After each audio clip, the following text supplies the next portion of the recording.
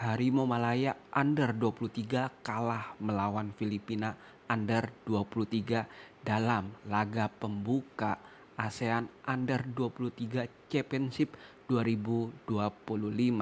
Tentunya Filipina memenangkan pertandingan dengan skor 2 gol tanpa balas. Namun ini bukan akhir dari segalanya dalam perjalanan untuk Harimau Malaya. Justru disinilah awal kebangkitan untuk Harimau Malaya Muda untuk bisa melawan negara untuk pertandingan selanjutnya. Tentunya pada pembahasan kali ini aku akan membahas secara lengkap terkait hasil pertandingan Harimau Malaya Muda melawan Filipina dan juga evaluasi serta harapannya dalam laga berikutnya. Tentunya di sini aku akan membahas yang pertama pada analisa kesalahan dan juga evaluasi yang ada pada pertandingan tersebut, di mana kita lihat bahwa Malaysia kalah melawan Filipina dengan skor 2-0. Tentunya ini merupakan kekalahan yang sangat menyakitkan bagi Malaysia, di mana yang sebelumnya Malaysia juga kalah melawan Filipina pada tahun 2019. Tentunya ini gol dicetak oleh pemain dari Filipina yang bernama Otto Bisong. Pemain ini merupakan pemain yang bermain untuk tim University, yaitu dari Old Domination University.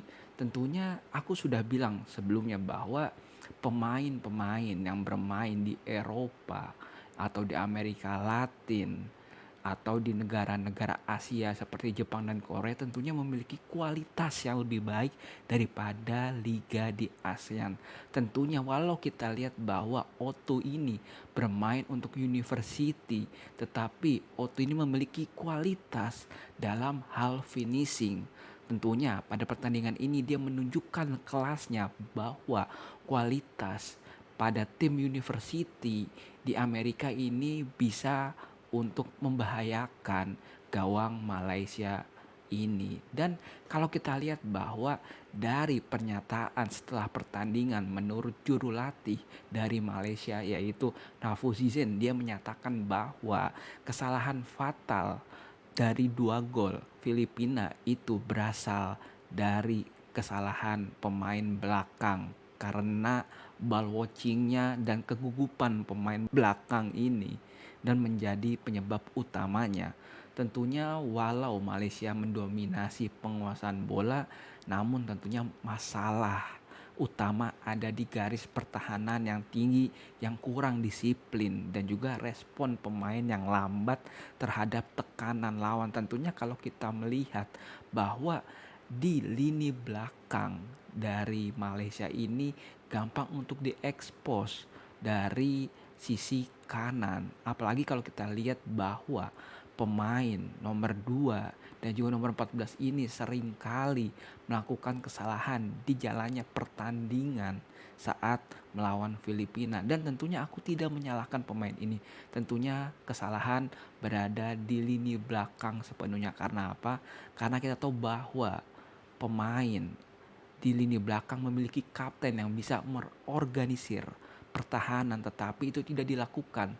Karena apa? Karena kurangnya leadership dan juga kerjasama tim di lini belakang.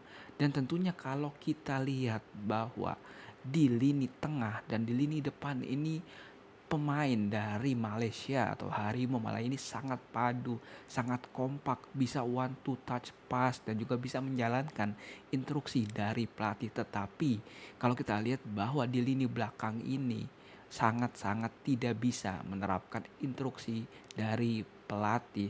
Tentunya yang selanjutnya aku akan membahas terkait pelajaran yang berharga dan juga pemain yang menonjol menurutku selama pertandingan antara Harimau Malaya melawan Filipina.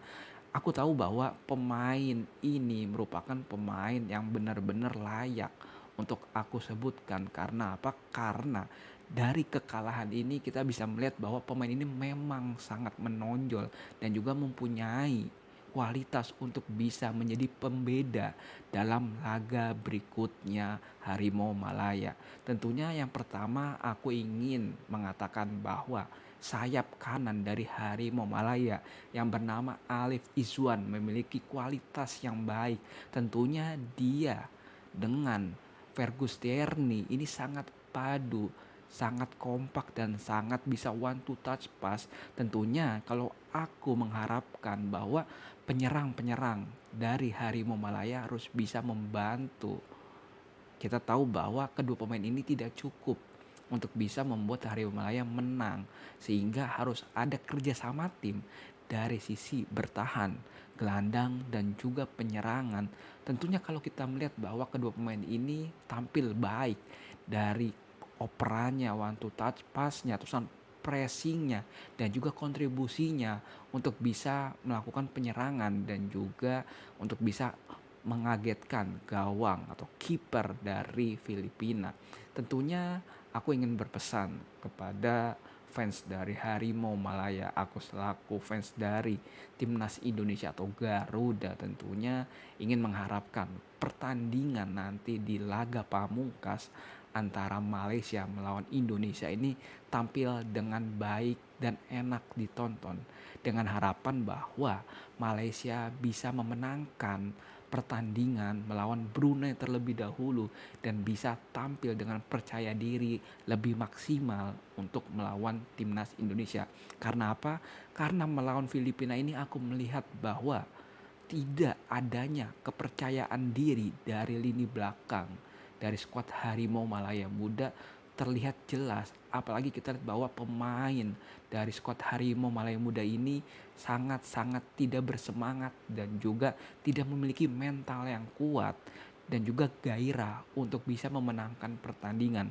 Oleh karena itu aku mengharapkan bahwa skuad Harimau Malaya bisa bangkit dan bisa memenangkan pertandingan dengan sebanyak mungkin melawan Brunei dan bisa tampil lebih baik lagi saat melawan timnas Indonesia. Tentunya di sini aku tidak mengharapkan untuk menang timnas Indonesia melawan Malaysia, tetapi aku mengharapkan untuk timnas Indonesia dan juga Malaysia atau Harimau Malaya bisa menampilkan pertandingan yang memang layak ditonton. Dan juga kita tahu bahwa rivalitas kedua negara ini sangat kental, di mana aku yakin dengan menunjukkan performa yang terbaik bisa membuat kedua negara ini bisa menunjukkan dan juga bisa membuktikan permainannya di lapangan. Tentunya aku lihat bahwa ini bukan hanya sekedar dari kekalahan semata. Kita tahu bahwa kekalahan ini bisa menjadi langkah awal untuk bisa mengevaluasi, untuk bisa meningkatkan lagi performanya dari kekalahan menjadi kemenangan saat melawan Brunei dan bisa melakukan pertandingan melawan timnas Indonesia dengan sebaik mungkin dan juga menyajikan permainan yang lebih baik daripada melawan Filipina.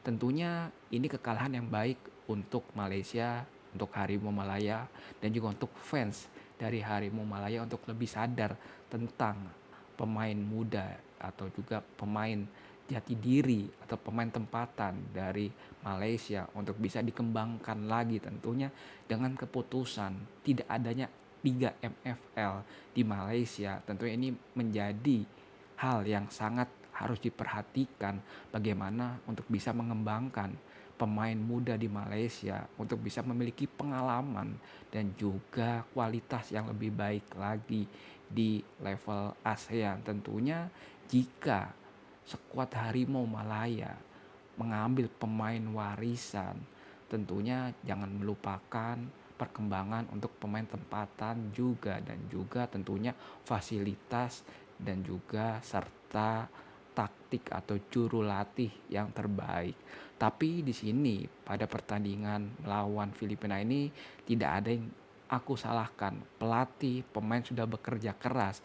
Ternyata hasilnya ada kesalahan yang perlu dievaluasi untuk bisa menjadikan Harimau Malaya Muda lebih baik ke depannya melawan Brunei dan juga timnas Indonesia.